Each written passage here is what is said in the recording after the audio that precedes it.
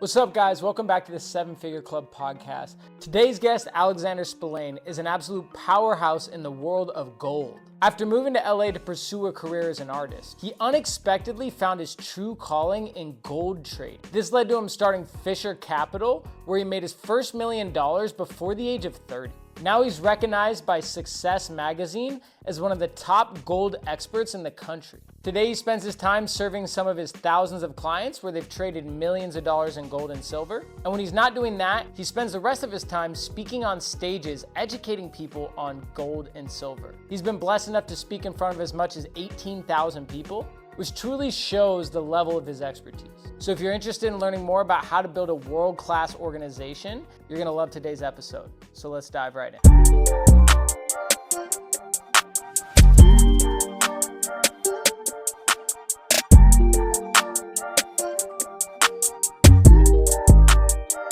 What up, guys? Welcome back to Ultimate Wealth Camp. Day one, it's your boy Jackson, here with the man, the myth, the gold legend himself, Alexander. Just got fresh off a stage, speaking in front of a huge crowd. Thanks for joining me, man. Yeah, thanks for having me. Good to see you again. Yeah, so I want to start off with your story, right? So how does a guitar player go from trying to figure out how to make money with guitars to running this huge gold investment company? Well, clearly I wasn't good enough at guitar. And that was just it. I couldn't make any money doing it. That was my dream. I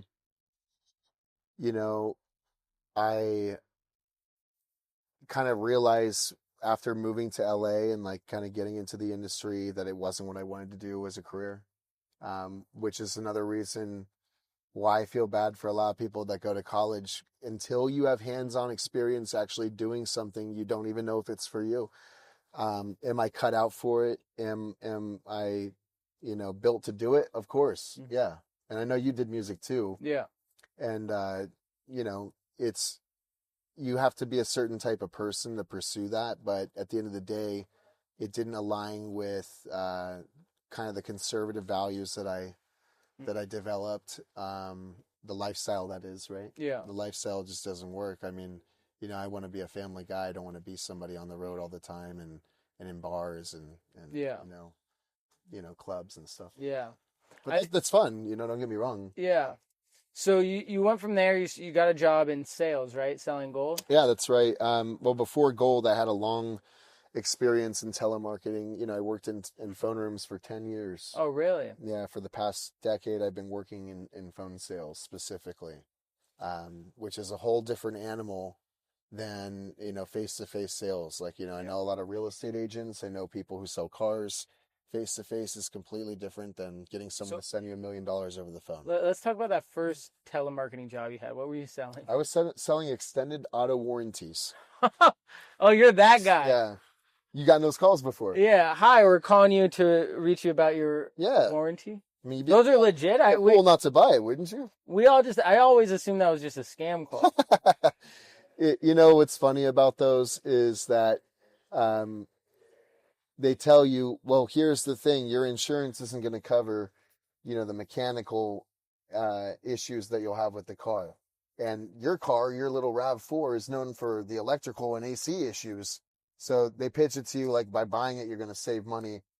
But you just got to upsell you on a bunch of shit. Well, you got to be careful because, I mean, it's like there's all these like clauses of reasons why it won't cover it, right? It is covered, but only under specific circumstances. Yeah. So would I buy an extended warranty? No, because I want to drive a new car. Every 3 years at least I want a new car. So yeah. Luckily, like if I'm able to do that, I won't have to ever extend a warranty. Yeah. So you got into... Or if you lease a car for that matter, which I think is more cost effective in many ways. Just depends on the car you're getting, right? Yeah. So you got into phone sales. What was that like when you started? Did you find you were naturally good at it? Yeah, I was naturally good at it. I look back in my childhood and it makes sense to me now that I'm older and I reflected on this. My mom was in the PTA, Parent Teacher Association. And if you're in the PTA, they give you a book at the school of like all the other PTA, parents' phone numbers, right? Mm-hmm. And so I found that book when I was like in 4th grade, and I just started looking through. I was like, oh, I know this girl's last name because it lists the parents, right? But I know the girl's last name. I was calling all the girls, their houses back then, and it wasn't weird back then to call someone's house. You know what I mean? And I was just connecting with these girls, and trying to get to hang out with them and stuff. And and I was young doing that. So when I look back, I got a phone book and I just started calling. Like I was never afraid to pick up the phone and make calls. I was also the #1 popcorn seller in my Boy Scout troop. Oh yeah? These for the people watching, these aren't real accomplishments, guys. Like, I mean, but they mean something to me. Bro, you ain't right? #2. No. In fact, the kid I beat, his dad was like the head of the troop, Oh shit. Yeah, he was like the head of like is it called a troop? I don't even remember. Yeah, I think that's right. Yeah. I was in Cub Scouts. I never did Boy Scouts. Well, that's what I was. I was a Cub Scout. Yeah. Yeah. And then I was on my way to be an Eagle Scout, but I wanted to. I moved. No, I moved. Yeah, I moved a lot, so I unfortunately just didn't go to another troop after I moved. Yeah, got it. So that brings me to a question I always wonder. Like, do you think being like a good entrepreneur is something that is like you're born into, or do you think it's something that's developed? Both. Yeah. I think they're natural born leaders, right? To be an entrepreneur, what do they call it when you're like a solo entrepreneur, right? A solopreneur? Solopreneur. There are those, and my thought on those type of people is like they must have a business that's not super scalable. Because if you really scale a business, you can't do it alone. Yeah. You've got to have like a good team. Yeah. And therefore, you're going to need people to follow you, and you need to be a good leader. So I do believe there's natural born leaders. For me personally, what I realized was, I worked for a lot of people that were not the best guys, right? Yeah. And when I started my firm, I had a way of, the way I approached it was that I wanted my firm to have a culture that was very different than any other company I worked for. So I think that's one of the reasons why people still believe in me that have worked for me for a long time. I have some guys that have worked for me pretty much since I started my firm. Yeah. So after a decade of telemarketing experience, what did that teach you? Like, what did you learn? Like, what advice would you give to someone about sales that you learned from that decade of experience? Well, you got to face a lot of rejection on the phone, especially. Mm-hmm. At least look, real estate agents also make a lot of calls, right?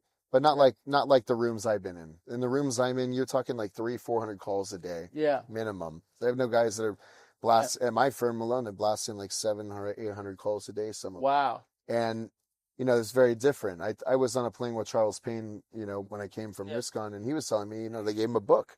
And back in those days, you'd have to type the number manually on the telephone on your desk. Mm-hmm. Now it's just click to call. Yeah. You get a list of people who have opted in. Yeah. You click and call. And the thing is, a lot of people may not be, you got to find, you got to call them at different times because you don't know if they work. If they don't answer after a certain point, you got to try calling them at a different time to see if you can get an answer. And then you've got to face a lot of people who are just, yeah, I saw this, but I'm not interested in anymore. And that's what you're doing is you're really kind of like, it's just like anybody else. You have a storefront, right? Someone's going to walk in, and what do they usually say? Oh, I'm just looking, right? Yeah. They're not. A lot of people don't come in and tell you like, hey, I am looking for a Christmas jacket, for example, right? Like this is from Ralph Lauren. When I walked in there, it's exactly what I told him. I said I want a nice Christmas themed jacket, right? Yeah. Or a holiday jacket to wear. Maybe not everyone does that. Maybe they just walk in, they say, I'm just looking, right? So I think that's kind of misunderstood about phone sales and like prospecting these people is when you generate leads online, you're going to have a lot of people that see it and they're just form fillers and they're just clicking stuff, right? So that's why you make so many calls. And my advice to anybody who's in phone sales specifically is just don't, you can't let the rejection get to you because you've got to maintain your certainty in what you're doing and what you have to offer. And I just kind kind of put reverse psychology on myself. The truth is that there are more people who are not going to do the deal than there are people who are going to do the deal out of the list you're calling, right? It's always going to be that way in any form of telemarketing. Yeah. No matter what, you're going to try and you're going to make contact with more people who are not a deal than that are. So you've got to remember that there's somebody out there that needs your service, that needs what you have, your product or whatever you're offering.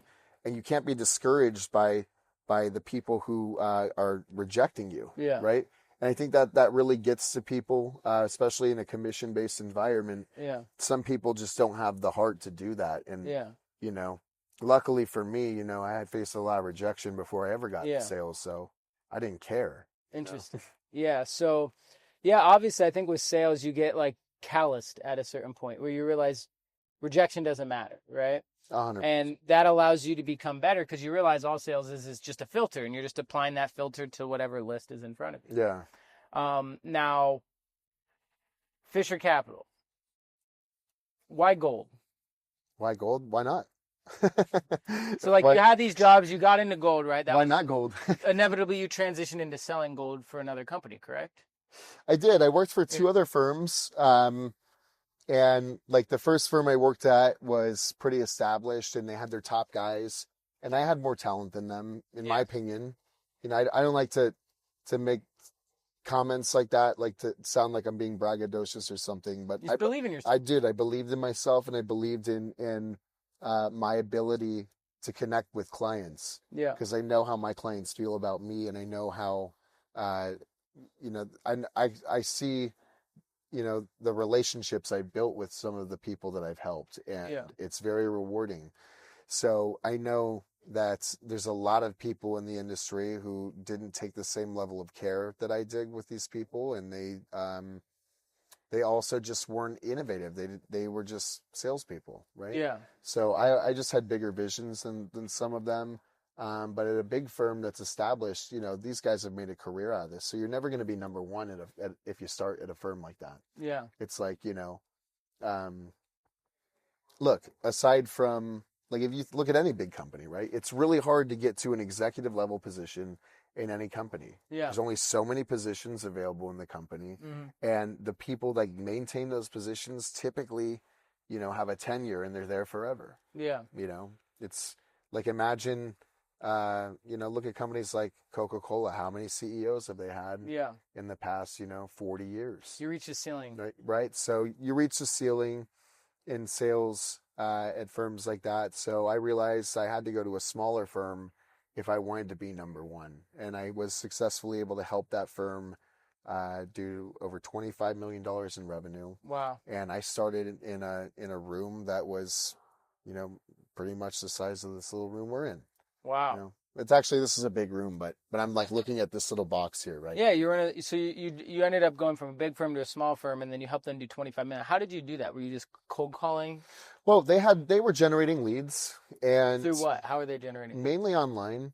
So Like a lot of social media, running ads, Google ads, stuff. Are you looking to invest in gold, apply here? Yeah. And then you're cold calling that list. Well, that's the thing is, like, they never really gave us the insight on how to do that because it's a trade secret. When in sales, especially when there's the competition of offering the same products, look, my firm has a price match guarantee. So anybody can shop the same products I offer elsewhere, right? And I'm willing to price match them, right? But we have our margins and our operating costs, and that sometimes when you price match, it's not always the most effective. Right. Yeah. It's from a profit standpoint. It's not always profitable. Yeah. So, what I will say is, in regards to leads are the bread and butter. Yeah. Look, it's the first person who gets to them first. Yeah. This isn't the only wealth camp that exists in the country. Yeah. But the people that Bill reaches first, that are interested in learning how to become entrepreneurs or take their public speaking to the next level, the people he reaches first will be lifetime clients of his. Yeah. Right? Because then a relationship gets built. And that's the same, like the last 2 Mercedes I bought were from the same dealer, right? Because Then when They I get got another you one, first. yeah, and I have a relationship with them now, right? Yeah. So, and it wasn't always, it wasn't, I didn't shop that many other deals. They just had the car I wanted, and they were in the right place at the right time. That's half of any sale. It's success is just when the preparedness meets the opportunity. We're prepared to help these people. We have a heck of a service, and we have amazing products. So what exactly is your service?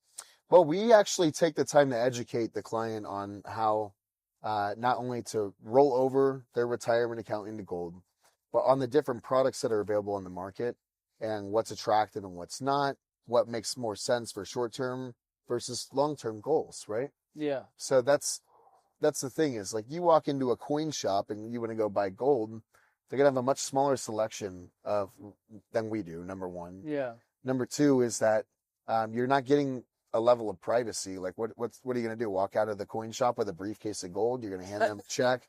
And I'm telling you, like, people really want to do this in a private way. They also want to redirect the current investments they have.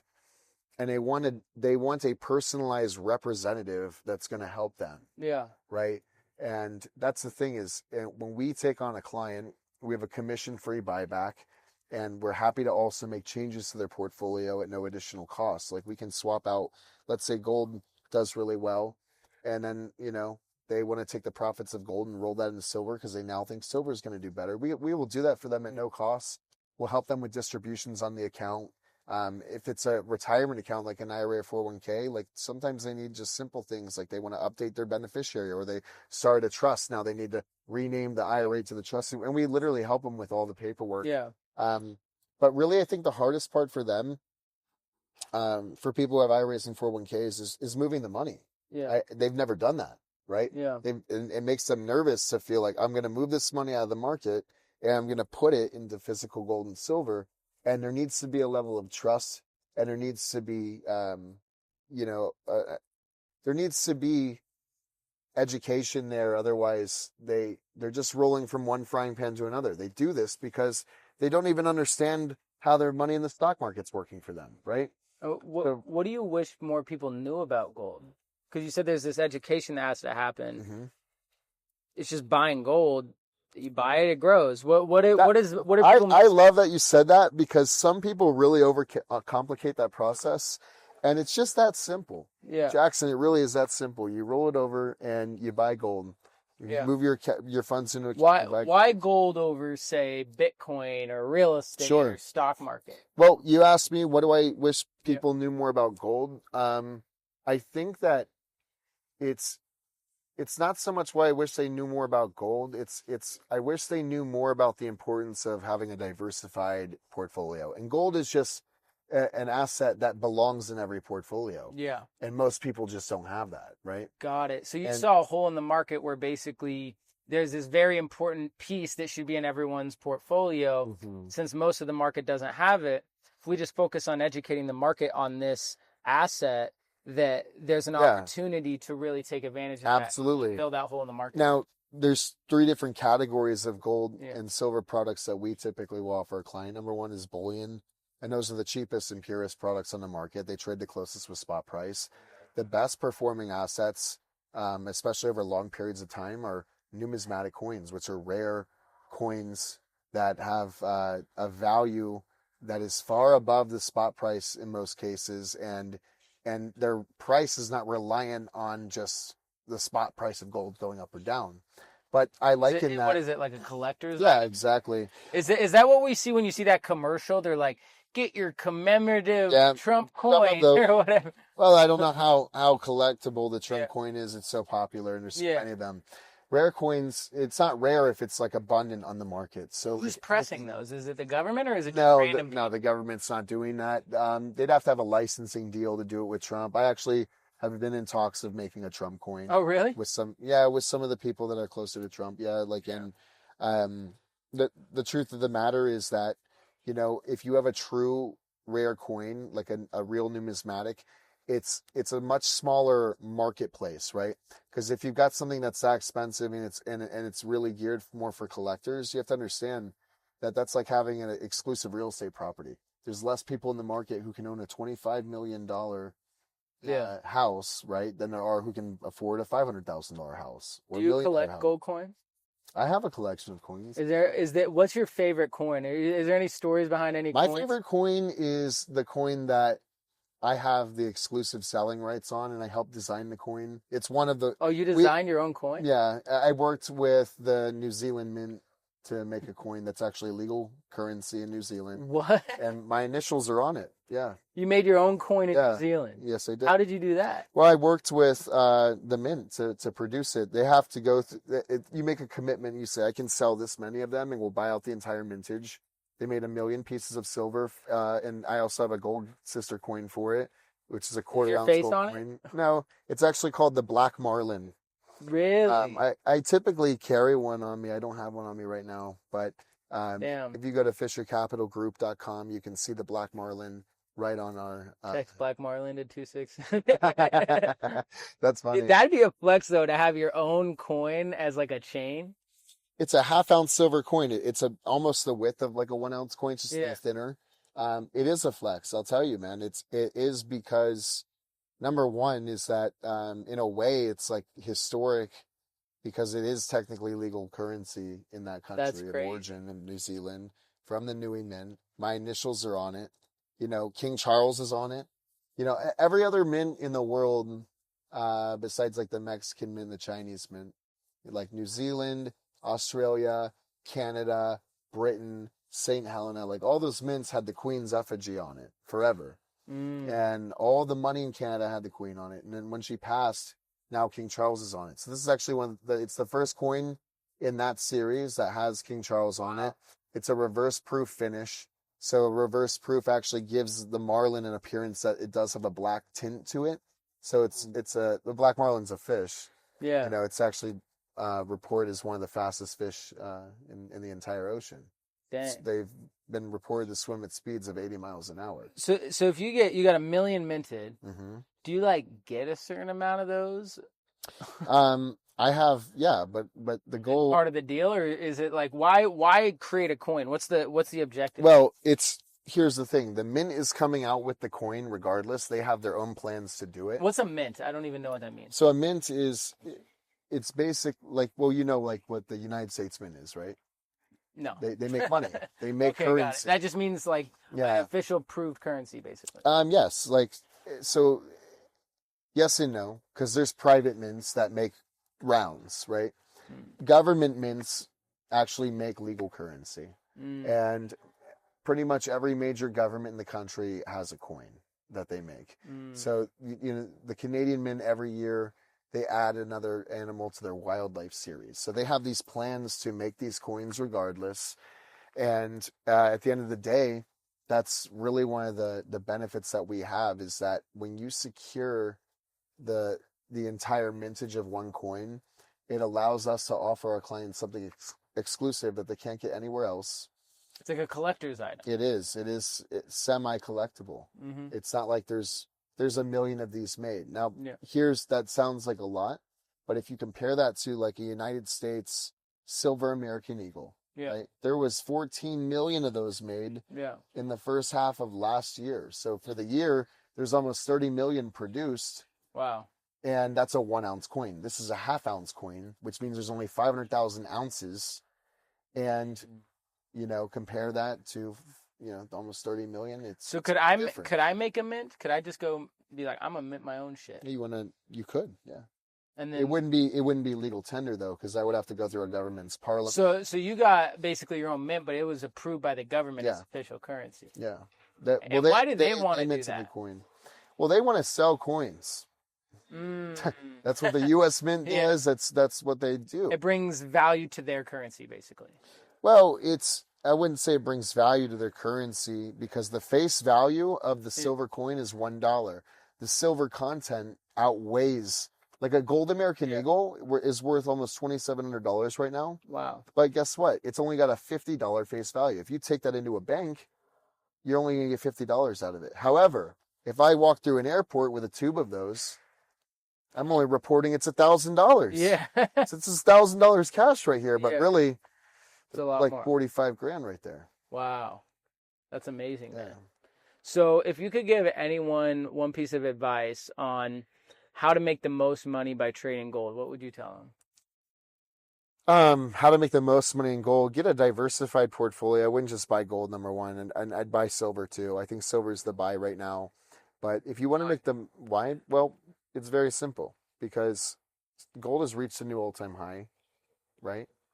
And previously, gold's all-time high was 2000. It hit that 2 years ago. Mm-hmm. But the last time it did that prior to 2 years ago was in 2011. In 2011, silver was valued at $50 an ounce. That's silver's all-time high. Still to this day, it's never touched it again. And so look at the ratio.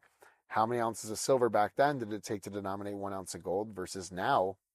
That gap is so wide. The gap has to close because historically it's always been a lot closer. Wow. And not to mention that, silver's always traded very closely with gold. So there's a lot of speculation on silver's price being suppressed. JP Morgan, for instance, was accused of this. They ended up paying a $900 million fine a couple years ago. Really? For manipulating the silver market. Yeah. Really? Yes, sir. So there's a lot of speculation of why silver hasn't, reached an all-time high again. Yeah. But there's no reason it shouldn't. And if you look at experts like Scott Menard and look at forecasts from like Bank of America, Goldman Sachs, like they all kind of have the same projections, which that it should not only crack its all-time high again, but it should surpass that. So silver is about 40% less than where its all-time high was. Wow. So if it's trading around $30 right now, it goes to 50 again, after it breaks that resistance threshold, I see it going to 80. And you're going to see forecasts as high as like 500 an ounce, but I don't know. Yeah. I think that the difference is that there's a lot more silver in the world than there is gold. So it's always going to be cheaper. Yeah. And it's also more affordable. So, one of the reasons why I wanted to secure the Marlin coin, for instance, is it's a half-ounce coin. Fractional coins are more expensive to make. Fractional coins are easier to barter with and trade with, and they're more affordable for everybody. There's, look, if you ask like an average person, can you afford one gold coin? Can they afford to put, $2,700 into a coin when they might, according to a study, 50% of Americans, only have like $500 saved. Yeah. That doesn't count for a lot of people. Yeah. But 50% of Americans live check to check. So should they be Have investing in gold? Absolutely. I would still recommend silver to those people. Okay. And it's affordable for them. Anyone can own silver. How much would they be investing though? If they got 500 in their bank, why should they be putting that into silver? Well, it's the same reason of like why should they have a savings at all, right? It's just it's owning gold is just a different way of saving your money. It's just a different way to store your money. I mean, you can choose to leave it in cash in a bank and make 0.01% Yeah. whatever. or you can put it in a 1%. real tangible asset that you own and control, that's not coupled with the nation's debt or attached to a central bank, that doesn't have the third party and counterparty risk that you can actually access on a Sunday. You can't access cash in the bank on a Sunday. How do you make that liquid? It is liquid. Liquid. But like I could go with, How do you see? like let's say I what wanted you're to asking is how do I convert it to cash? Yeah, how do I convert it It's to already cash? liquid. Yeah. Gold and silver are already liquid because you have them and you can pay people debts with them. Actually, 14 states right now recognize gold and silver as legal. Okay, let's say I had to borrow gold, and I'm like, I want to go to the grocery store and buy some groceries, and I want to turn that gold into me buying groceries. How do I do that? Well, the grocery store could, of course, make an agreement to accept that gold with you if they wanted to. But that's number one. They don't do that, do they? Depends. I mean, like if I went to Smith's. No. I mean, a lot of them won't even take cash. Yeah. Right? So not only is there a war on gold and silver, there's a war on cash. A lot of places are going cashless. They won't even let you use a card cash. They'll make you use a card to pay. Why is that? Why? Because money's dirty. Money's harder to count. It's easier to steal out of a cash register. It's a liability. And it becomes a liability for them. And also They've got to take it to the bank, Yeah. right? And so would they rather pay someone to do all that, or would they rather just pay a processing fee to Visa Yeah. or MasterCard, Yeah. right? But I think the real, agenda is to reduce your privacy, because, what I like about cash and what I like about gold and silver is that when you use those two, what's a good word for it? Facets for making purchases, it's no one knows. There's no record of it other than the piece of paper they print out when your receipt, right? And that is very scary to me, because I look at where AI is headed, where what happens if 90% of jobs get replaced by AI? What I see happening is we have to go to universal basic income. If that happens, 100%, now we're living off the government, and the government's going to decide what you do with the money they're giving you. Yeah. And what scares me is they're going to put us on like a digital currency that they 100%. control. And if they don't like what you're doing, your money stops working. Well, they've already done that to an extent. Like, for example, after the January 6th insurrection, this is what they refer to it as, the FBI had actually worked with big banks to flag certain transactions for MAGA, Trump, Bass Pro Shops, Dick's Sporting Goods. I'm not even kidding. Read the report. It's all over Fox News. And they had been literally flagging and reporting people just based on being conservative, because what they tried to identify conservatives as being like homegrown terrorists is what they were doing. And they were trying to say, the picture of the guy with the horns and the face paint, that famous guy who was with the fur, right? They tried to use him as the poster child and try to say every conservative is like that. It's like saying every Arab is a suicide bomber and a terrorist. That's just not true, right? And it's different when these people are coming to this country. It only makes sense that we vet them and have a reason, understand the reason why they're coming here, right? But to do that to an average American and just start and looking straight into their bank account and you get flagged for it, that is scary, and it's an example of what you said. Yeah. It's a legitimate reason to have the concern that the government will start watching what you do, and if they don't like your religious beliefs or your political beliefs, that it's obvious. They clearly, why else are they targeting MAGA? They don't like Trump. They don't like you if you like Trump.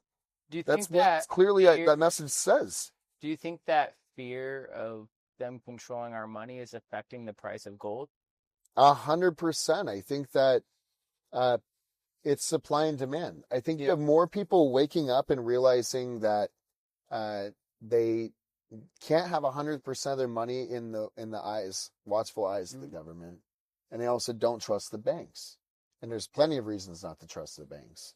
The biggest being that number one, just in the past 2 years, there's been like 5 bank failures, big banks. Like you're talking about First Republic Bank, Signature Bank, and it's scary, and many more. And if you look at what they did in the 2008 financial crisis, Merrill Lynch completely failed. That's the oldest brokerage in the country and one of the most trusted. AIG, an insurance company, failed. They needed $85 billion to get bailed out. And nobody knows where this money went. Nobody even knows where the money went. They say, it went into the junk real estate bonds. But hold on a second. Those bonds crashed and the client's money was invested in them. But why does that not account? So their assets lost value. It's not like they said, you had 100,000, now your investment's only worth 10,000. It's like, no, they didn't have any money to give these people. They just ran off with it. Just like Bernie Madoff did. They ran off with that money. They made bad bets. They leveraged the money to make other investments for themselves. They borrowed against investor accounts. And that's why you can't trust the bank. They can lend out 90% of the money that they hold in custody.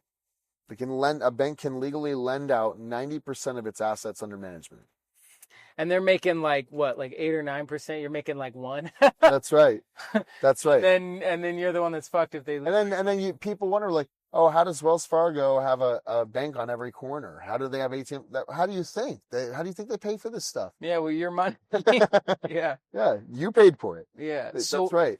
So I'm just saying that for me personally, I just wouldn't want 100% of my money under one bank's name in one brokerage account, because then what if the lights go out and the power goes down, or they have a banking holiday? There's a million reasons why, it just makes sense to have something private that you have absolute ownership of, that can't be borrowed against and leveraged. Yeah. You're consenting to them using your money. Yeah. And what's worse is they're even weaponizing it against conservatives. Look, not everyone agrees with my political views, but everyone that knows me knows I'm really conservative, and that I am a very big Trump supporter. And I'm very against the woke agenda. I am very against big government. And, I don't believe in abortion. There's a lot of conservative views that I have.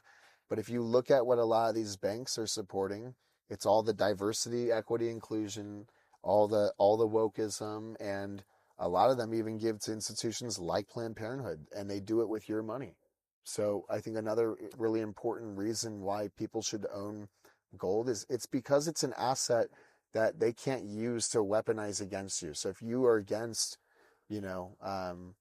anything that's woke, transgender stuff, all that stuff, right? Then don't give your money to companies that support that, because they will use your money to donate it to activist groups that are supporting it.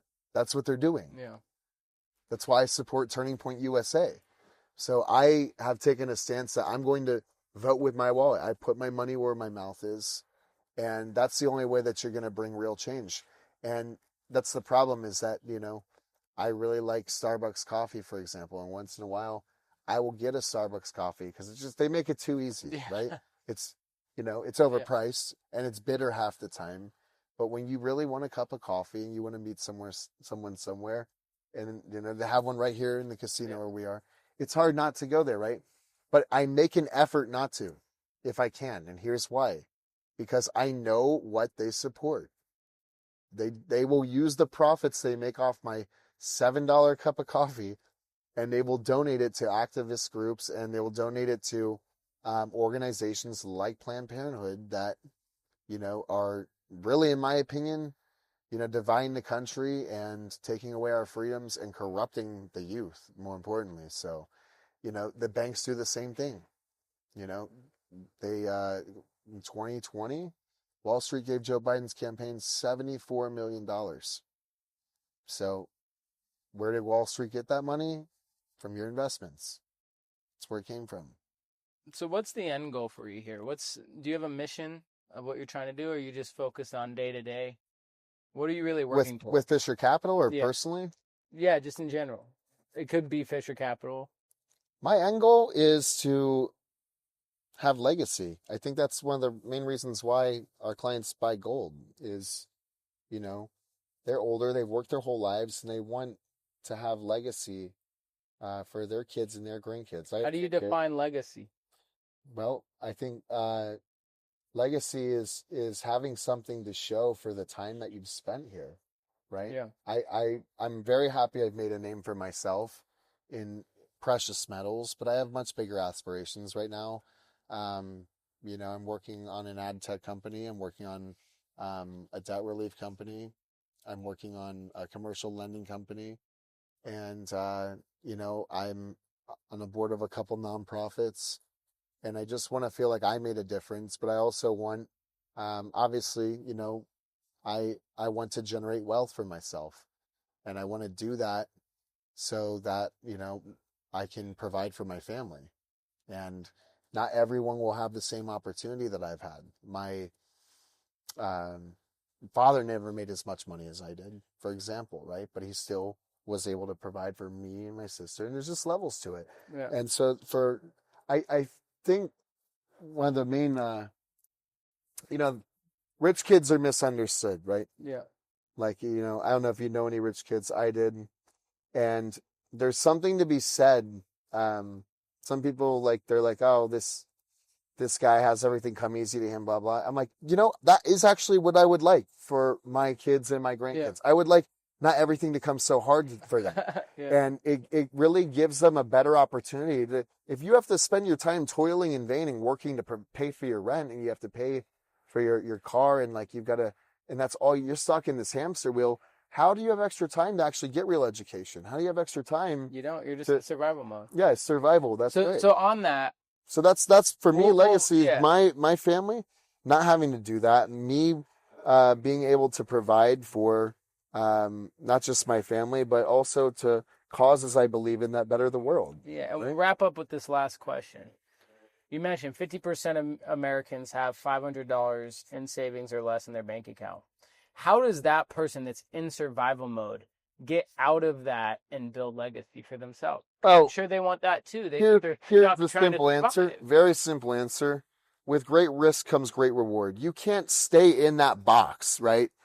And that's the truth. If you're somebody who's living check to check and you can't get ahead, guess what? You never will. If you stay doing that becomes, right, definition of insanity. Yeah. Well, maybe you're not expecting a different result. And what you're doing, if you're not expecting a different result, if you're not expecting like you're going to make a bunch of money, what you're doing is you're settling.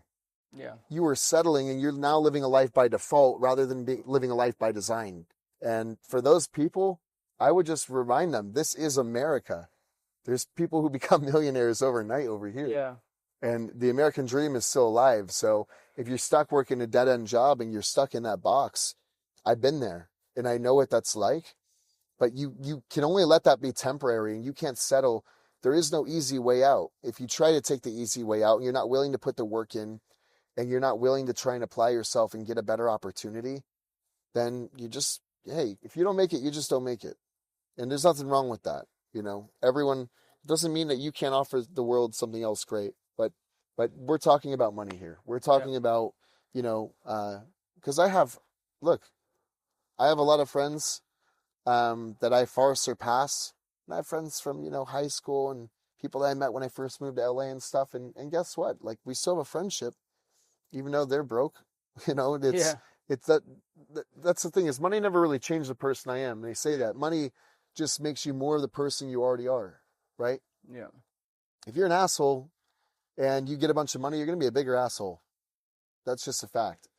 Yeah. But my suggestion to anybody who's really trying to get a better opportunity, or you got to believe in yourself, and you have to find your niche, and you have to find something special to offer people. Yeah. Right. And you have to believe in your dreams, and you can't let the world try to bog you down, because that's what came with that for me is feelings of, like I'm not good enough. I felt like I was feeling pathetic, like I felt like I didn't have dignity, right? And the Lord doesn't want us to feel that way. God doesn't want anybody to feel that way. You should be somebody who's happy and full of joy. And I know how the world's set up. It's set up to like try and remove people's joy. And why? Because the devil has a mission to take you away from God, and you stop expressing gratitude for the things that you do have. So I think it's always important. You got to be grateful for what you have, and you've got to always express gratitude. I always did. But you can't settle. You can't have a mindset that you have enough. You can never stop trying to build. And I think that if your focus is building, then you never stop building. I don't think like any man who's a builder doesn't ever want to stop building it, because you develop a passion for it. And so that could be in finance. It could be in manual labor. It could be in a lot of different things, right? Yeah. And it's not specific to one niche, but you got to find what you're passionate about. And I was passionate about sales. I was passionate about working with customers. I love customer service. And, I like people. I really like interacting with people. So I had somebody, I was at the mall with my personal assistant, and she used to manage a sober living. So she still meets with some of the people that are in the sober living. One of these girls that was there sober living, she works at the mall. So we ran her, and, she's just working a job like I was talking about, just in the box, because she's just trying to get out of sober living, rebuild her life. And, you know what she said? She's like, I just don't want to work a job where I have to deal with people. I want to do something with animals. So, hey, like, if you don't like people and you don't want to work with people, then, you don't have to, right? That's me. I love people. I love working with people, but some people don't. So her niche is different, right? And like what she's passionate about is like, helping animals. Maybe she'll be a veterinarian one day. But that's the thing is that, in terms of entrepreneurship, you have to set out to be in business for yourself. And for you to do that, you can't just do that blindly. You have to have a plan. So I think the problem with the people who are like living check to check, $500, in their savings, it's very simple. They just don't have a plan. And that's all. So my suggestion is start getting a plan together. How do you get a good plan together? Well, because you can have a plan, but if you have a bad plan, it's a good plan when you share it with other people and they want to be involved in the plan. That's my experience, right? Or they're going like, wow, I see it. And they're rubbing their hands you can together. see it in their eyes. Yeah. And there's somebody very young that I'm very close friends with his father. And I saw that in him. And he shared his plan with me. I can't talk too much about it, but I will tell you that there are certain people who really have big plans, and this kid has everyone trying to invest in him right now. Everybody's trying to throw money at him. Yeah. And because they all believe in it. So you've got to have something so powerful that, not only you believe in it, but other people have to as well. That's kind of, what you said, what makes a good plan? Imagine you're truly in survival mode and you're stuck in a hole. You want to get out and you're in there with a few other guys. You'll know it's a good plan if everyone else wants to follow your plan, right? Like, okay, I see that. This is a way out. That's all it whatever it was for me. People believed in me and I proved myself though. So I think that, what was the question? How do you know if your plan is a good plan? My plan was that I wanted to start a business, but I didn't want to take any debt. So my plan was that I wanted to make money first. And I first sought out a job with good income. I got into sales because I realized there was an uncapped earning potential. It didn't matter if I had a college degree or not. I didn't go to college. So I got into sales because I knew it was a way for me to really like break the 6-figure threshold, which I thought was impossible for me, cause like all my peers when I was, 21 to 23 years old, 23 is when I started making like 80 grand a year, I think, right? Then it became 100, then 200, then 600, then $1 million. That's literally how it went for me. And, when I was making like, 60 grand, I was grateful. I was like, wow, like, cause all my peers who were just fresh out of college, they had degrees and they were making that. And they felt very cool about it. Now I wouldn't feel so good about making 60 grand a year. I just wouldn't feel good about that. Because I've passed that already. Right. And I'd feel like I'm not doing enough. So there's just levels to it. And it changed for me very quick once I got into sales, but I never stopped trying to sharpen my sword, get better at my craft. And then once I felt like I had kind of mastered my sales process, then I looked at the other elements that went into a sales enterprise, right? Like marketing. Yeah. Like, your processing department. Like, so I started like trying to learn those other aspects of the business. And then after I had enough money and, I had a real plan, I executed, and the rest is history. Well, awesome, man. I really appreciate you for coming on. That was some sauce. Yeah, thank you, Jackson. Thanks for coming, man. Appreciate it. It's great to see you. And where can they get those medals? Oh, you can text medals to 26786. What are you going to give them? What am I going to... Well, for those people who are watching this podcast, I have a new book coming out, which will be out next month. It's the Wealth Elevation System by Alexander Spellane. And if you text medals to 26786, that link is specific to Ultimate Wealth Camp and this podcast. And not only would you get a copy of my book next month, but in the meantime, we'll also send you out a free silver coin. heard it here first. Ultimate Well Camp. We out. That was great, man. Great, man. There's some sauce in there. Thank you, bro. I appreciate it. Yeah.